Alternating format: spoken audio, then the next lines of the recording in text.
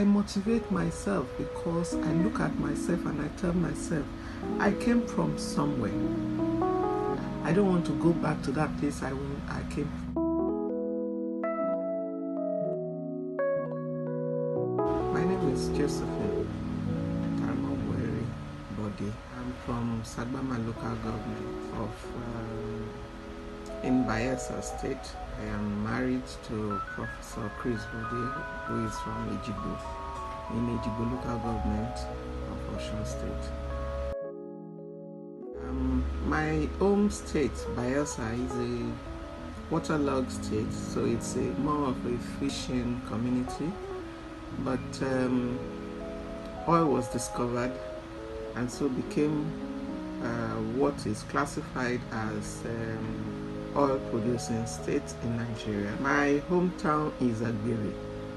It has an oil well, though this does not reflect in the richness that you would envisage in the life of the people that live there, because as we speak today, there is no light, no potable drinking water, no roads.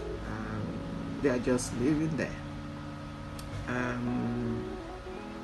Agbere was used during the Civil War by one of their sons, Adakaboro, as a base for his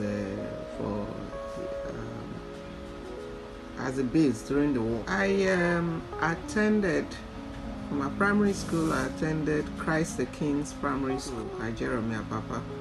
I went to Lagos Secretariat Training College, Iwaya, before Lagos State took over all schools in Lagos, and threw some of us to some other schools. So I went to Trinity Secondary Technical School, Apapa, and when I'm done there, I went to a private institution then, Penman Institute of Technology, Surulere, where I did a diploma in marketing.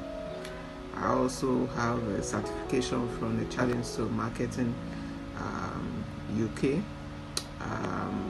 I also went to Nigerian Institute of Journalism, Lagos State, so I have a management certificate from them.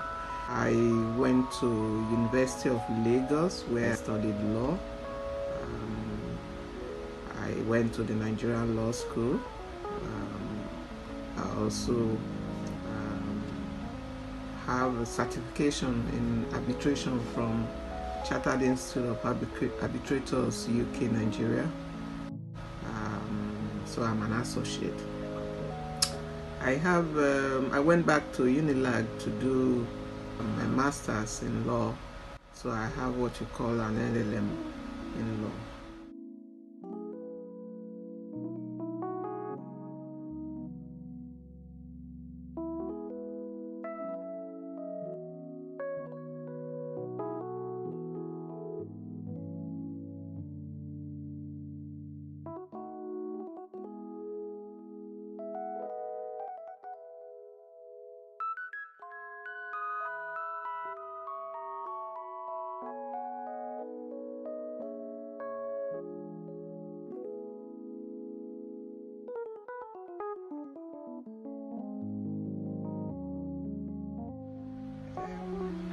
Extracurricular activities. I was involved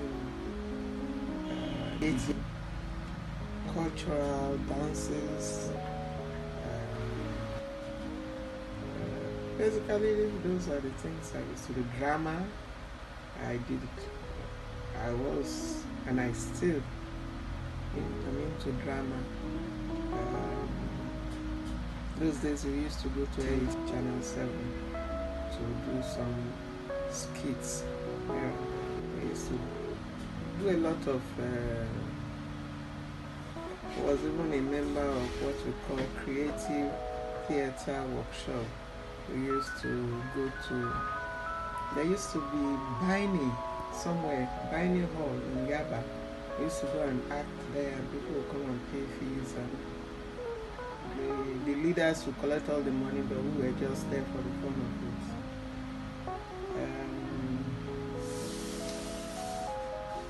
Presently, I practice as a lawyer, as a mediator.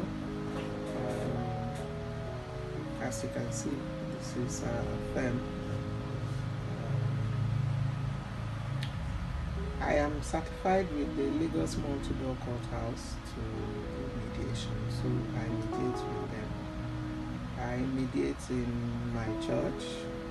Law was not my original profession. While I was working for the construction company, we used to, as people working in the construction industry, we formed an informal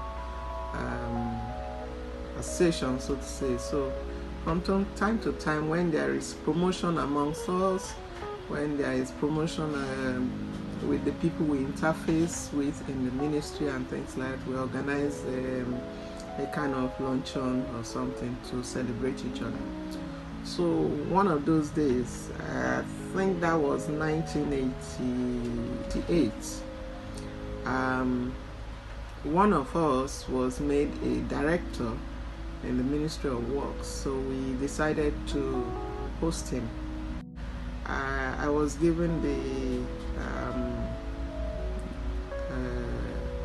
I was asked to be the one to bring our guests. So I went to his office, I waited for him to finish all his meetings and things like that. And since I was there, he asked his driver to go and pick his children from school. So when it was time, he came out, we got into the car, we were driving out of Alausa. Behold, we saw his driver. The driver who had left some 2 hours or thereabout was outside the secretariat. What are you doing here? He said he had an issue that this woman, there was an accident anyway. So we stopped, went to go and talk to the lady.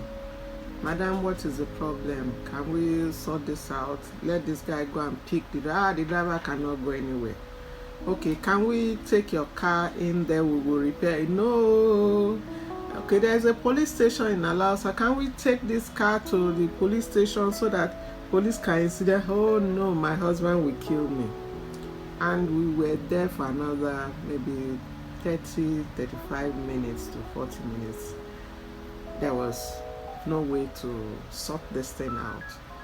Then suddenly one other lady who works in the Ministry of Justice, who was also part of our little party, and she met me there. What's up? I said, see what has happened though. The driver said this, the woman said this. He said, and you say you guys have been here all this time? We said yes. He said, okay. She spoke Yoruba. Madam Awatumsha, which meant that she will disorganize the whole thing and then we will now find a solution.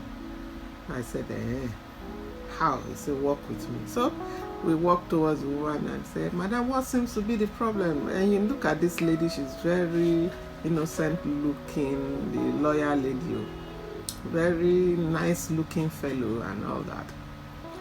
And Madam, what seems to be the problem? And the woman went, this, that, I was coming, I turned, I did it, I finished, and he hit me. Okay, Madam, whose tire marks are this? I said, I don't know, it's not my own.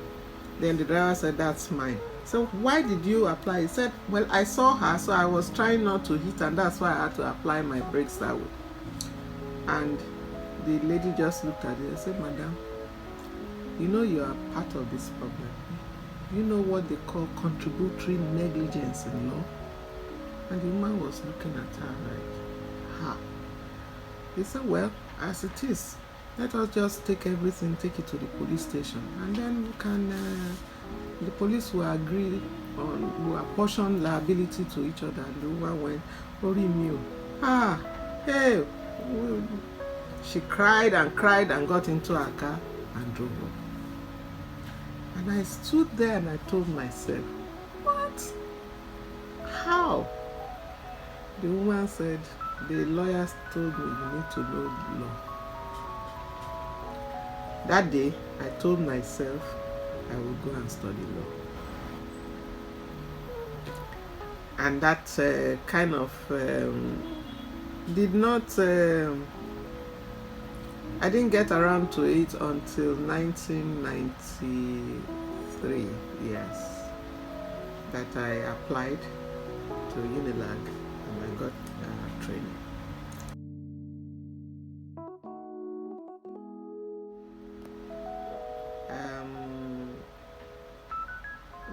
One of the people that have assisted me in getting to where I am today is the late Mr. Vanguard. Because when I came out, it was a bit difficult getting employment, because people look at you and say you are too old to be a new wig. I even went to one law firm that I was told that the kind of knowledge I brought, that they cannot pay for it, because while we were talking, they had a problem with their system, their computer system, and I had been using computers since maybe in the 80s. And I said, okay, can I help you? They said yes. I went there, looked at it, and I was able to put the thing back online. And then the man said, you know this? I said, I've been using computer for some time. He said, look, madam, it will be better for you to go and set up your own practice rather than come and nobody can pay your salary.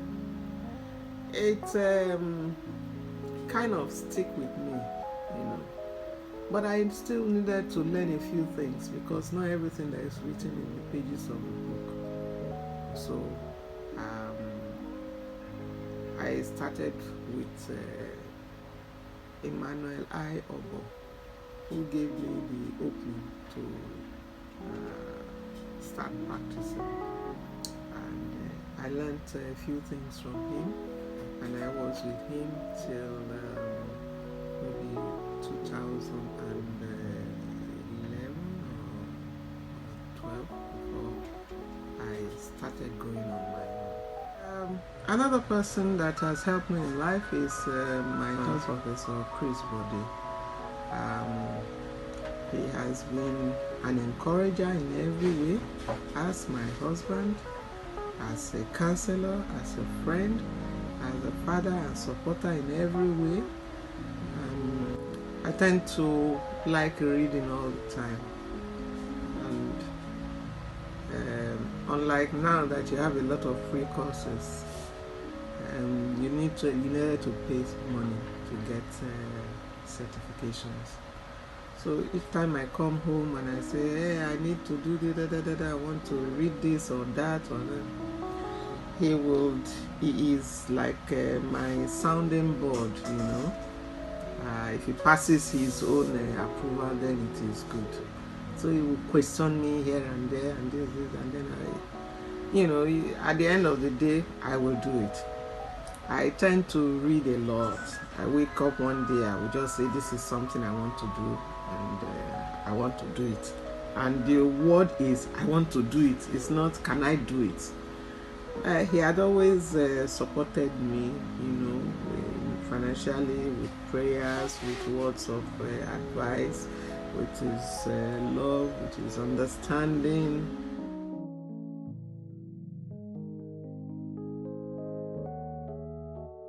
I am a self-motivating person.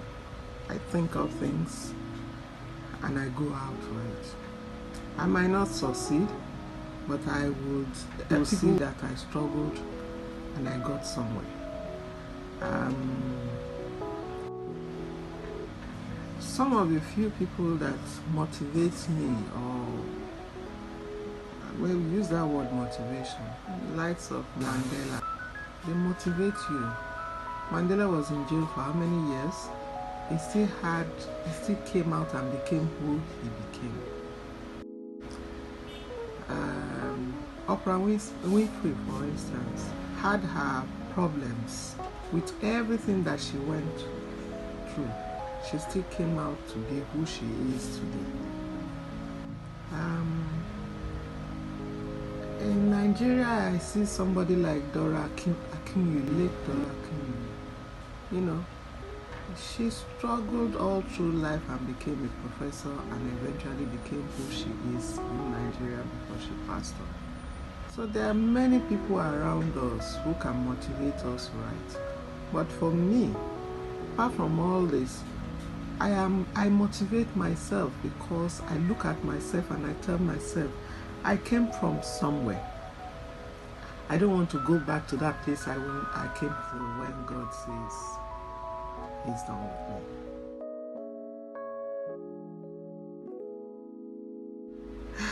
Looking back when I was 18 years old and where I am now, it's a long way, very, very long. At 18, in our time, we had no say in our affairs, though some of us are headstrong. But the final decision usually is with our parents. Unlike today, our children display entitlement syndromes. One of my sons even told me recently that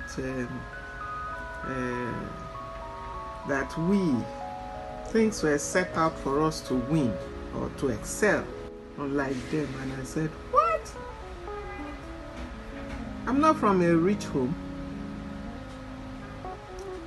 but look at where I am today. I have worked to be where I am today. And you, who is privileged to get a lot of things done for you, you are telling us that we were set up to succeed. They were not set up to succeed. I don't know what that means. Some of the problems that the young people these days have is that they don't listen to instructions and they don't know how to follow instructions. So they don't take to correction.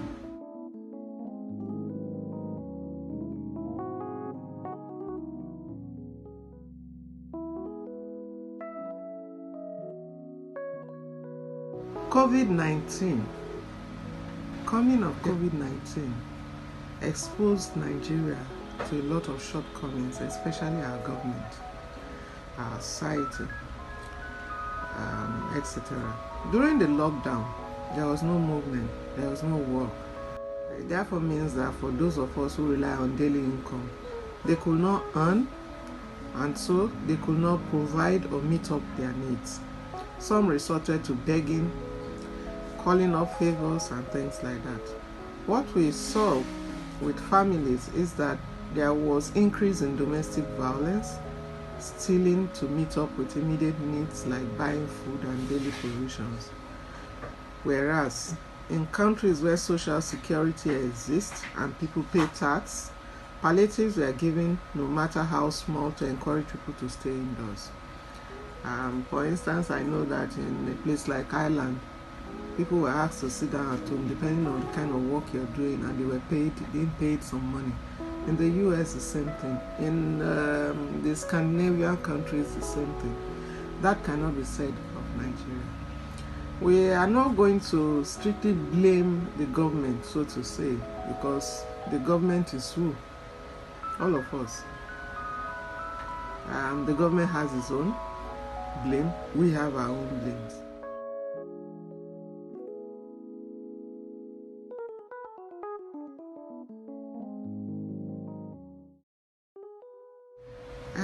I would say that a woman is successful if she can balance her role. Wife, as a mother, as a human being. You can balance it, you are successful.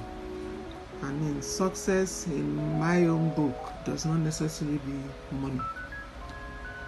Like I tell people, I am rich. I am rich because I have children that have done very well for themselves.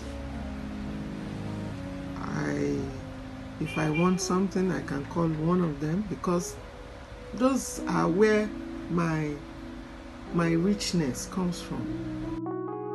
My children. I have in my house, in my home, and so they can come home. They can also tell whoever cares to listen that I'm going home. My mother would have. My mother is expecting me. Because he knows that when he comes home, there is peace. He can find the two of us in